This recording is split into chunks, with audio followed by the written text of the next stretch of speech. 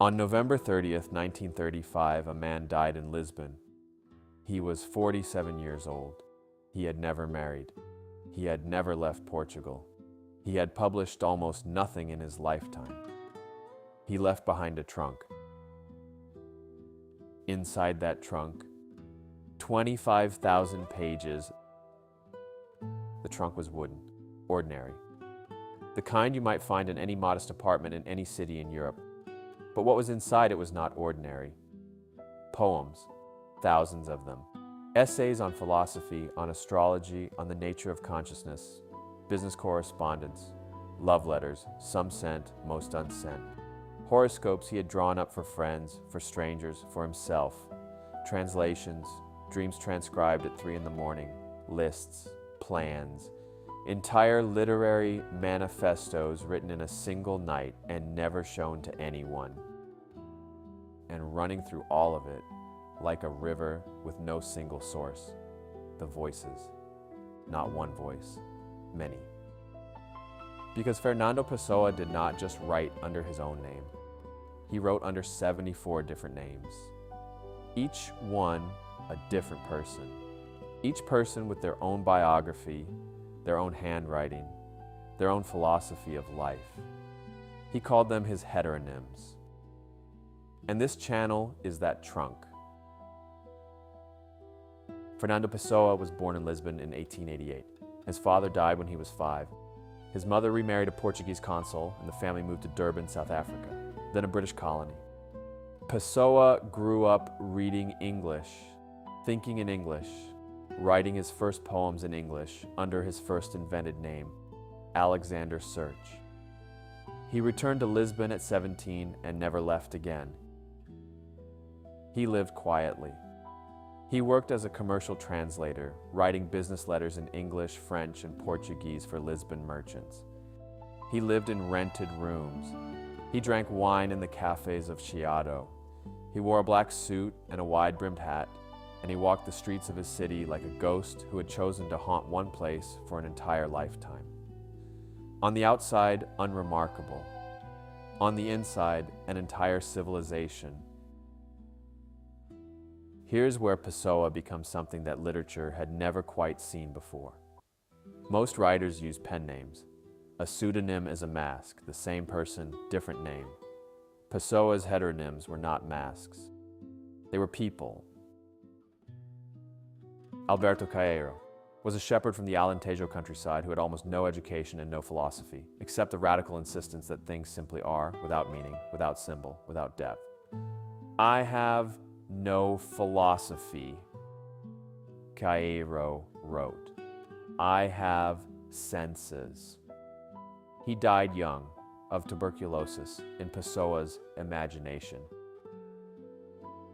Ricardo Reis was a doctor and a classical poet educated by Jesuits, exiled to Brazil for his monarchist sympathies. He wrote odes in the style of Horace, precise, pagan, resigned to fate. He believed in the gods because they asked nothing of him.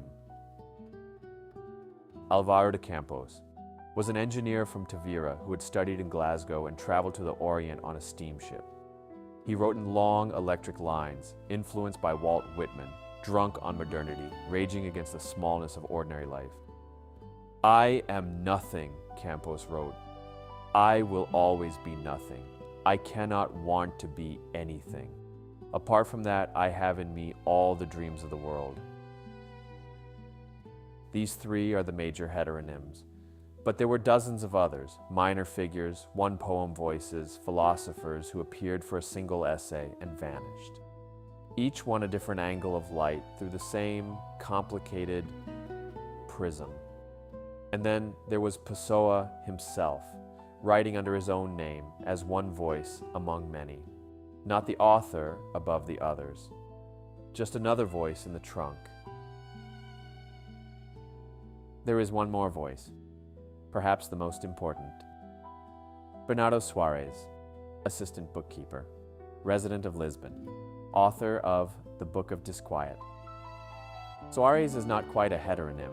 Pessoa called him a semi-heteronym because he shares too much of Pessoa's own sensibility. He is what Pessoa might have been if he had shed all ambition, all performance, all will to be anything other than a witness to his own inner weather. The Book of Disquiet is not a novel. It is not a diary. It is a collection of fragments, hundreds of them, written across decades, never assembled by Pessoa in his lifetime, discovered loose in the trunk after his death. It begins. I was born in a time when the majority of young people had lost faith in God for the same reason their elders had had it, without knowing why.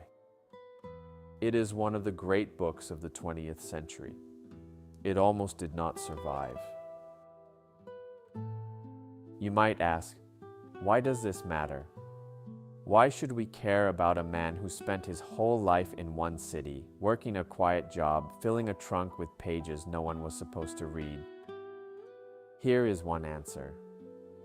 Pessoa understood something about modern life that most of us feel but cannot name. The sense that there is no single self, that we are, all of us, multiple. That the person you are at work is not the person you are at 2 in the morning. That you contain within you voices that contradict each other, desires that cancel each other out, versions of yourself that never got to live. He did not see this as a problem to be solved. He saw it as the deepest truth about being human. He gave each of his inner voices a name, a history, a body of work. The rest of us just call it Tuesday. This channel will open the trunk. We will spend time with each heteronym, their poems, their ideas, their strange and specific ways of being alive. We will read from the Book of Disquiet. We will walk through Lisbon with Pessoa. We will ask what it means to invent yourself again and again in the silence of a rented room. New episodes every 2 weeks. The trunk is open.